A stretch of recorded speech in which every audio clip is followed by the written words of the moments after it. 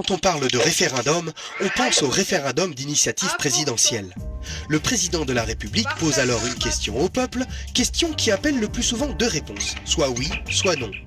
À l'issue du référendum, c'est normalement la réponse majoritaire qui est appliquée. Cependant, on a vu en 2005 que nos dirigeants ont eu l'audace de ne tenir aucun compte du non de 55% des Français à la Constitution européenne.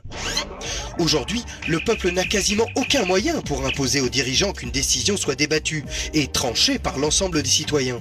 À la différence de ce qui existe en Suisse ou en Californie, les pétitions n'ont pas de valeur légale contraignante et elles ne servent donc à peu près jamais à rien.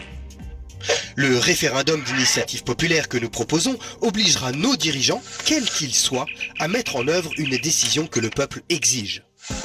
Dans son programme présidentiel, François Asselineau propose ainsi d'instaurer le référendum d'initiative populaire. Si une pétition proposant une question référendaire concrète et précise est signée par quelques centaines de milliers de citoyens, nombre qui sera fixé par une loi organique, et si le Conseil constitutionnel certifie que cette question est bien conforme à la Constitution française, les pouvoirs publics seront alors contraints d'organiser un référendum sur ce sujet et de mettre en œuvre les résultats du référendum. Et pour plus de démocratie, François Asselineau propose également des améliorations substantielles concernant le référendum d'initiative présidentielle. Tout d'abord, il pourra contenir plusieurs questions, ainsi que plusieurs réponses possibles, afin de nuancer les décisions. Ensuite, le président aura le choix entre deux attitudes. Soit il consultera les Français par référendum en ne mettant pas son mandat en jeu. Il devra alors garder la neutralité la plus stricte et s'abstenir de toute déclaration écrite ou orale avant et pendant la campagne électorale.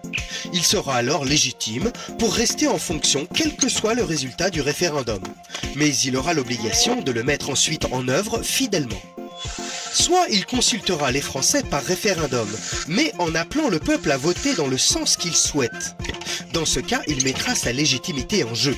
C'est-à-dire que si la majorité du peuple français ne suit pas la demande du président, celui-ci devra impérativement démissionner.